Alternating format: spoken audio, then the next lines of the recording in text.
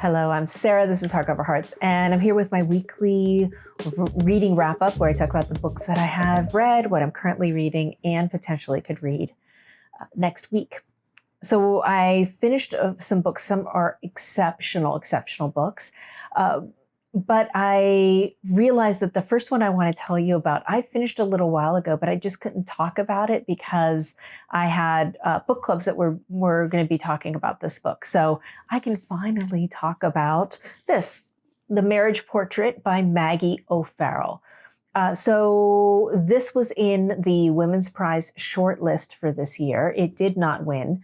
And I get it. I get that why it did not win, although it's a very well-told story. I want to first say that when I am about to read a Maggie O'Farrell book, I'm expecting a lyricism. I'm expecting this sense of elevated scenery or scene setting, sometimes almost feeling very theatrical. At least that's what happened with Hamnet, which I read and loved. And also with her kind of connected short stories, which I Am. These are kind of a memoir about different times when she had brushes with death. And so I was very surprised to not get this in this book. And some may say, well, that's a maturity. But I don't know that I agree. I don't think one is less mature and the other is more mature. It's just different. And it kind of took me aback a little bit. So in this story, we have a setting of Florence in the 1550s. So that's the height of the Renaissance.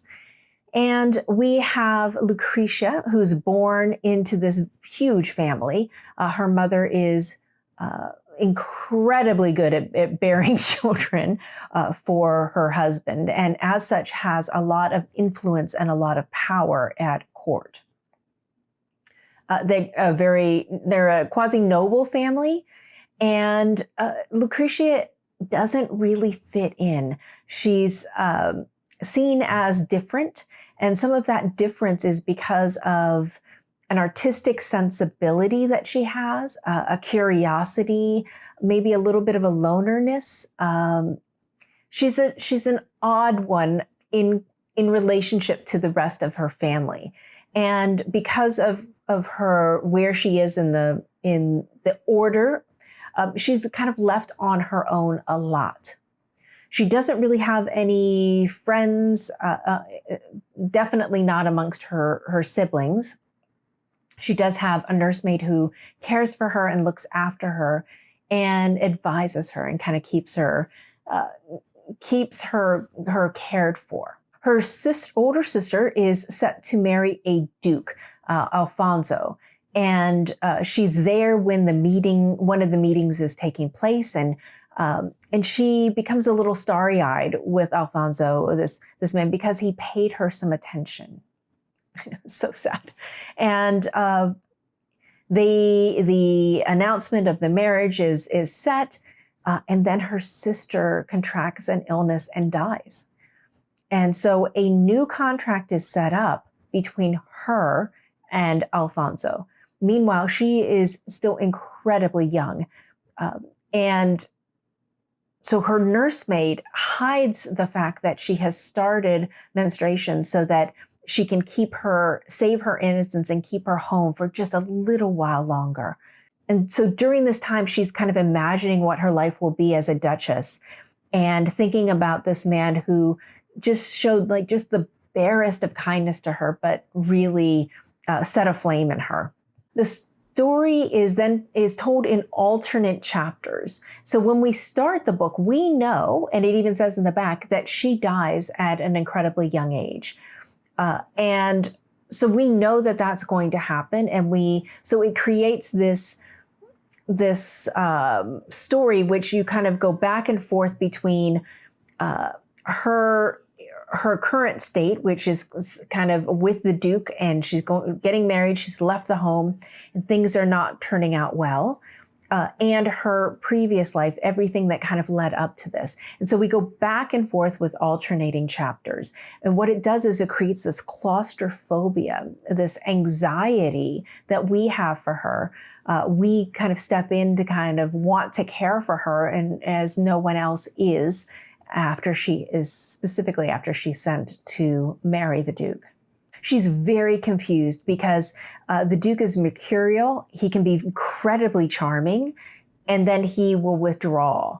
And it's very hard for her to understand what's happening. She has no support, no advisors, except for this one young woman who is brought from Florence to support her as a chambermaid.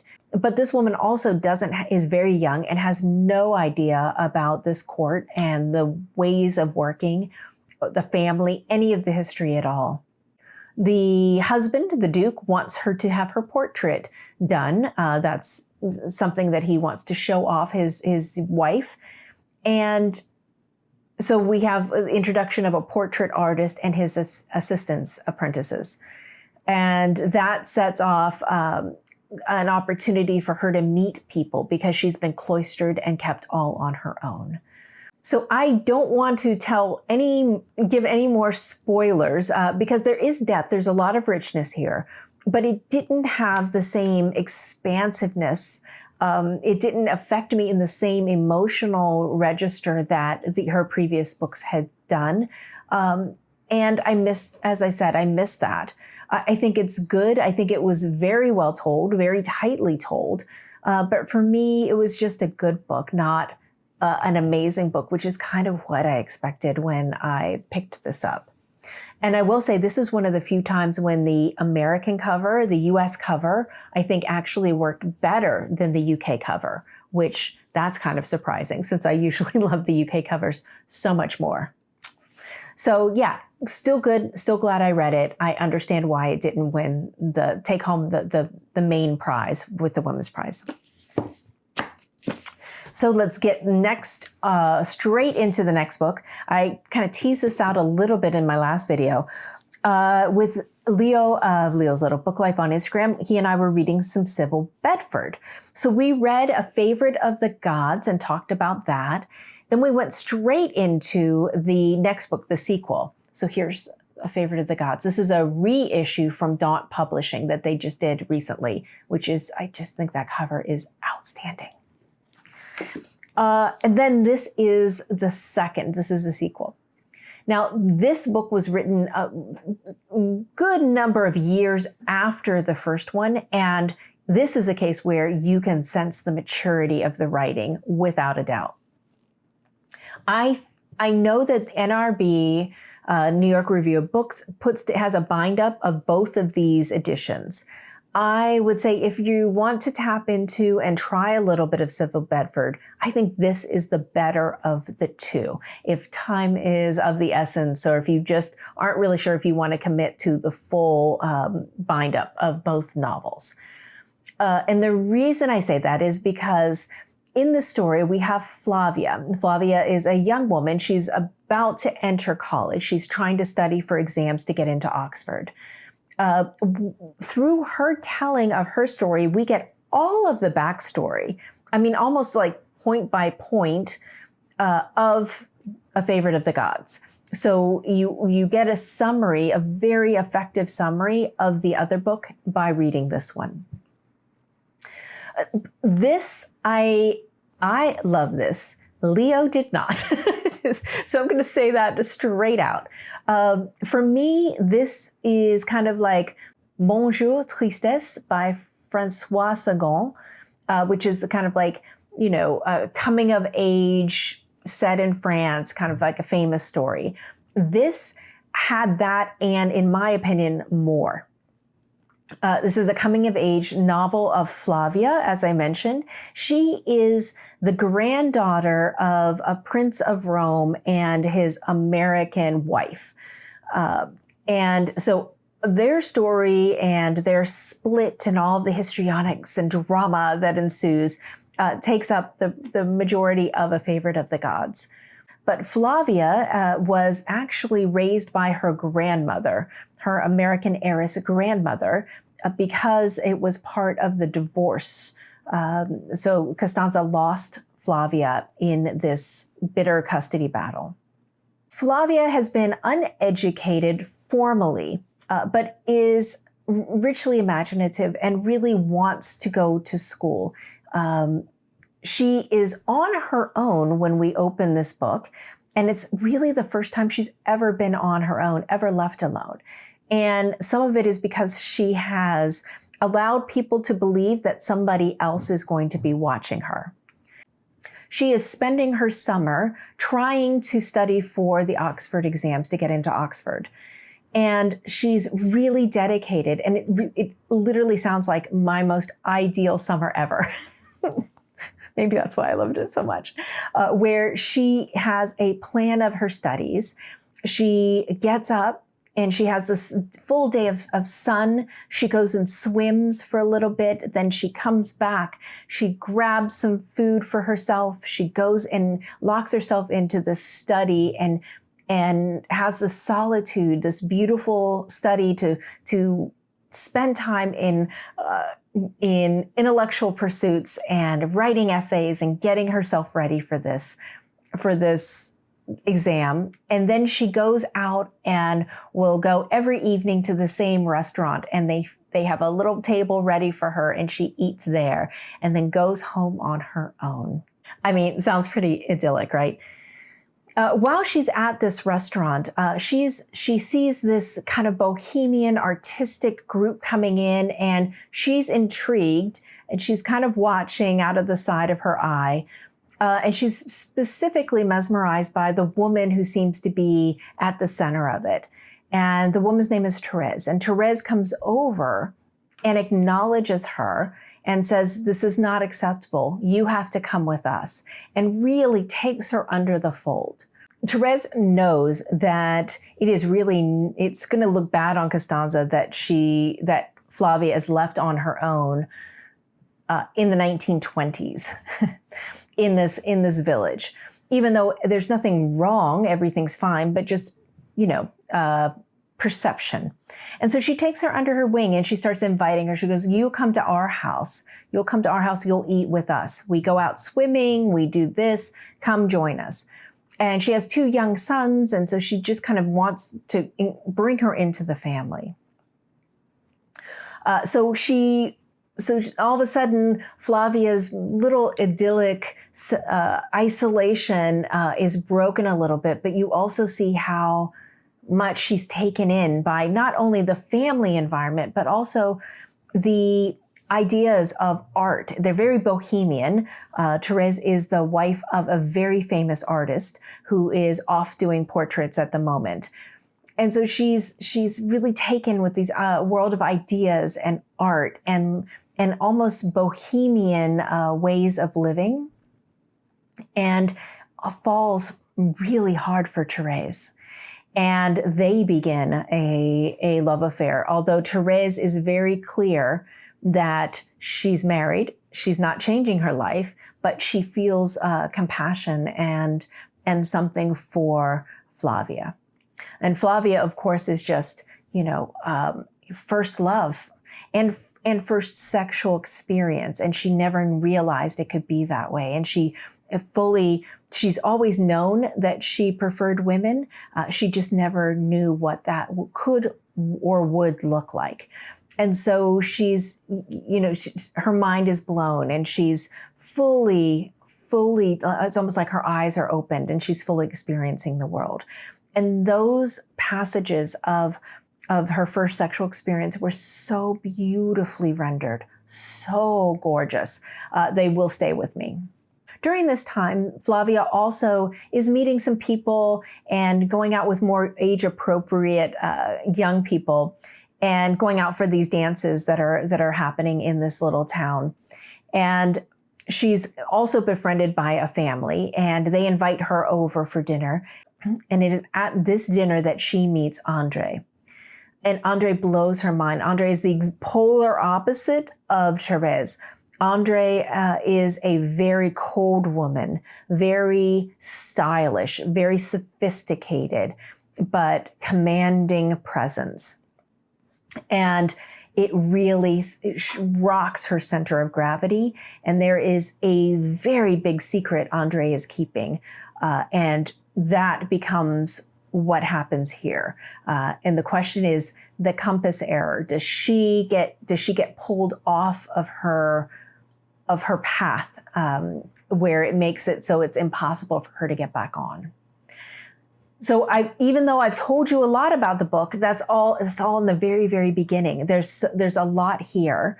And it's very psychological. For me, the fact that this was written and published, and which with such explicit lesbian identity and love affairs, was quite shocking, but beautifully, beautifully told.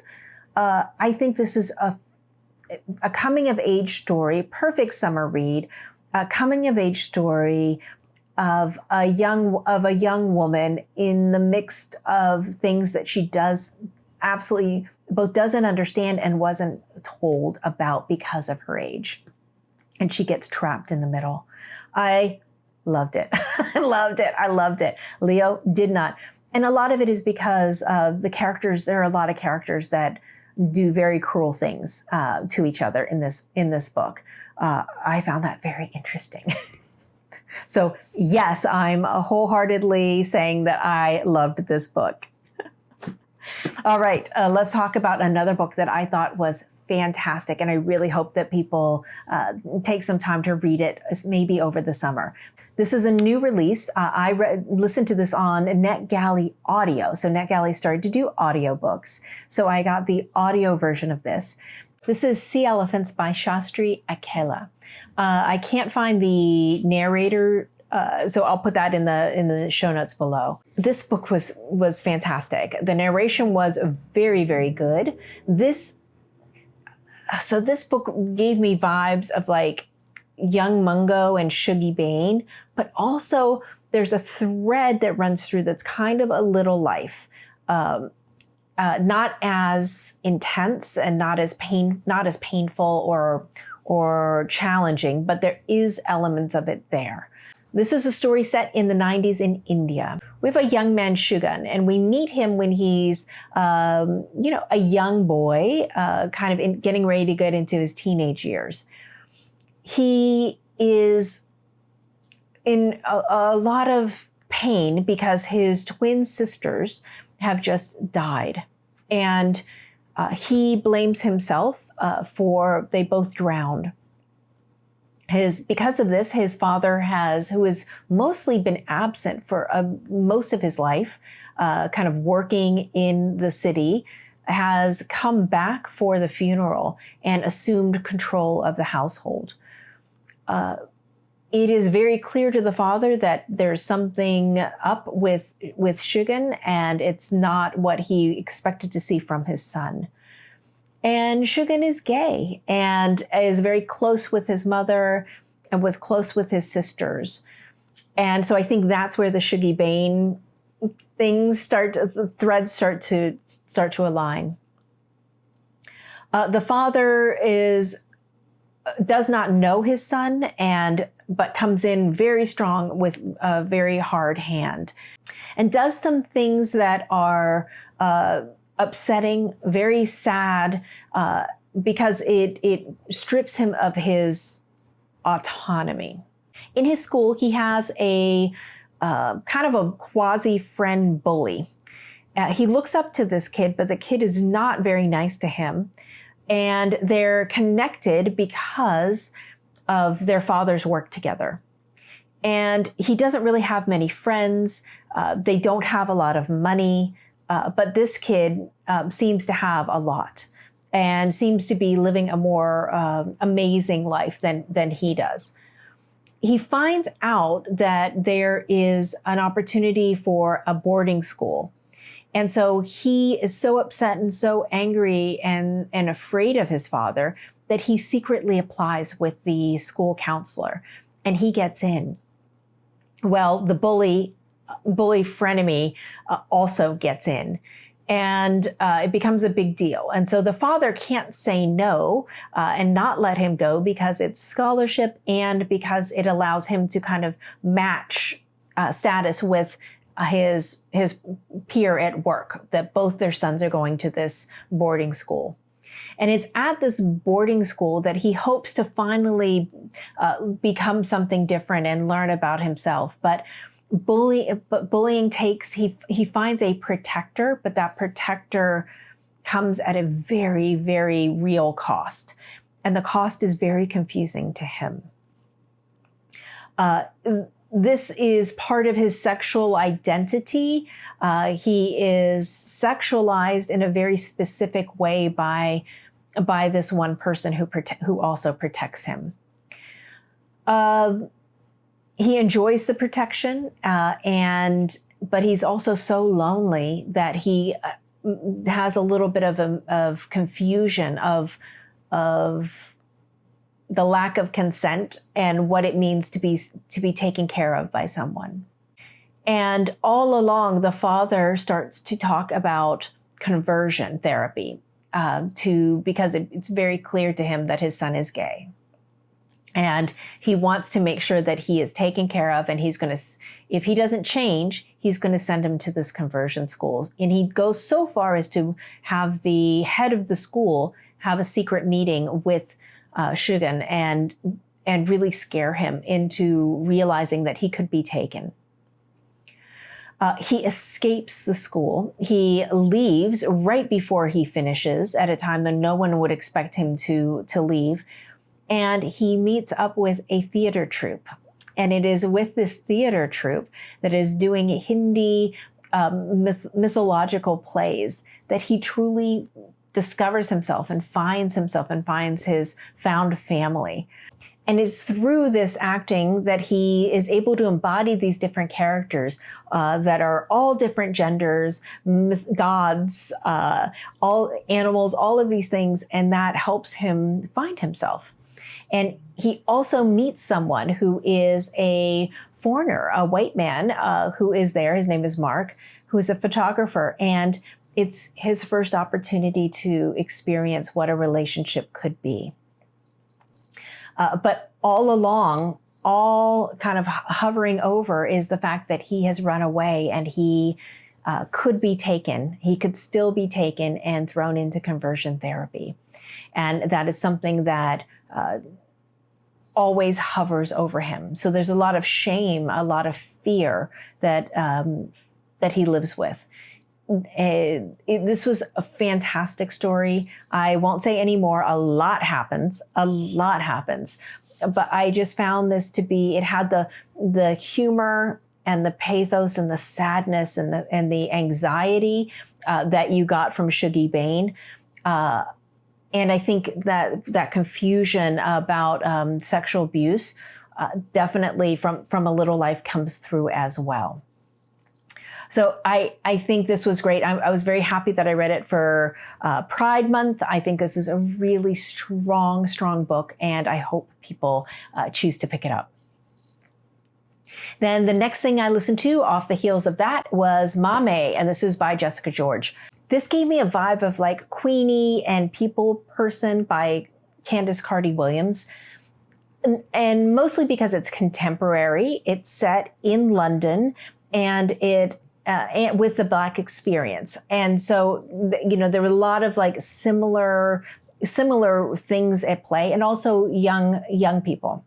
So we have Maddie, and Maddie, it goes by Maddie, but her name really is Mame. And Mame is born of a Ghanaian mother and a British father.